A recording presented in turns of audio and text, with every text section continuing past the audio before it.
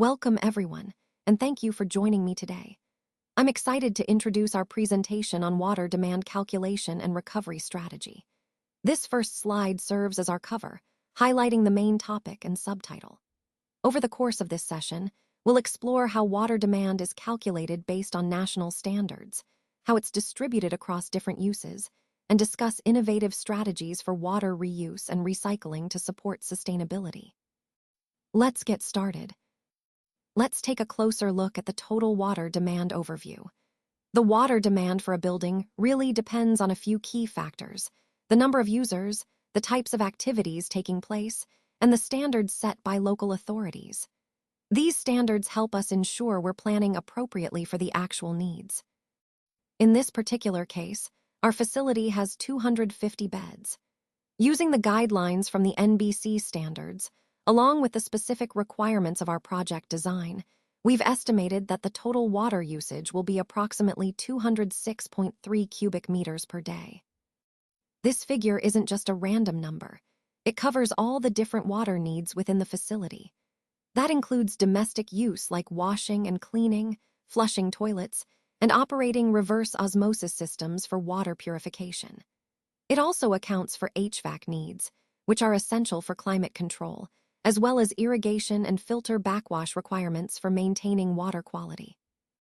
Understanding this total demand helps us plan for adequate water supply and ensures the facility operates smoothly without any shortages.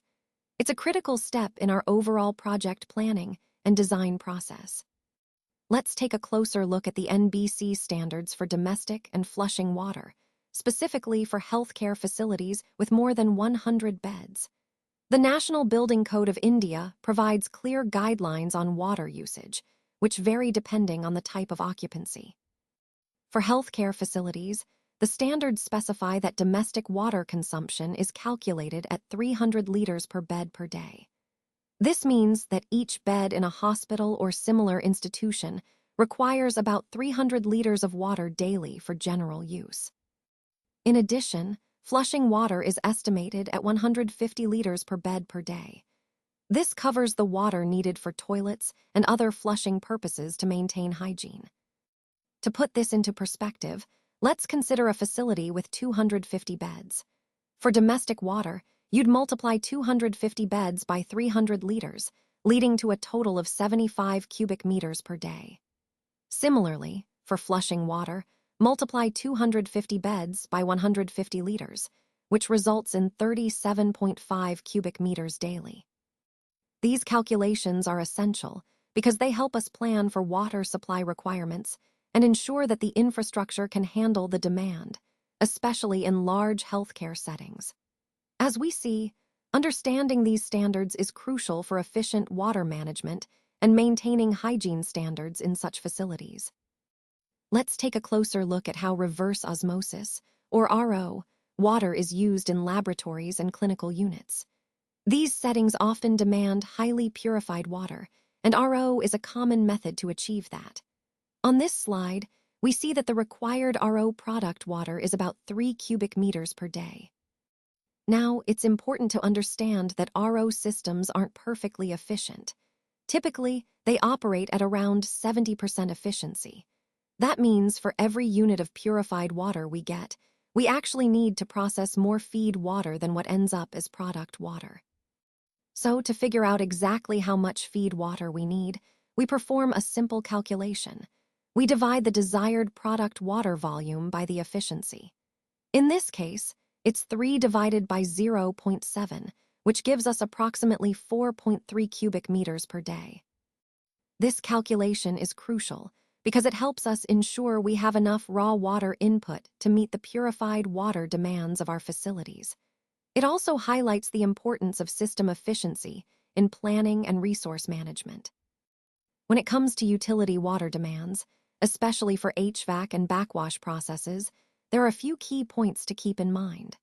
First, technical systems like HVAC cooling towers require a substantial amount of water, which we refer to as makeup water. In this project, we estimate that about 72 cubic meters per day will be needed for the HVAC system to operate effectively. Additionally, water is used for filter and softener backwashing. This process is essential because it helps clean the water treatment equipment, ensuring everything functions smoothly and efficiently. The amount of water needed for backwashing is estimated at around 7.5 cubic meters per day, based on typical plant design losses. Understanding these demands is crucial because they directly impact our overall water management strategy. It also highlights the importance of efficient water use in maintaining system performance and sustainability throughout the project. When it comes to landscaping and gardening, these elements are often incorporated into the design of many large buildings. They not only enhance the aesthetic appeal, but also contribute to a more sustainable environment. Water plays a crucial role here, as it's needed to irrigate these green areas and keep them healthy. In this project, we've estimated that the daily water requirement for gardening is around 10 cubic meters.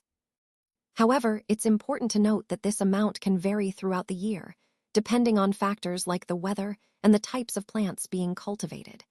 So, understanding these variations helps us plan better and ensure efficient water use across different seasons.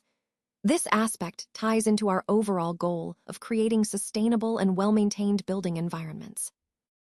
Let's talk about the water recovery and reuse strategy.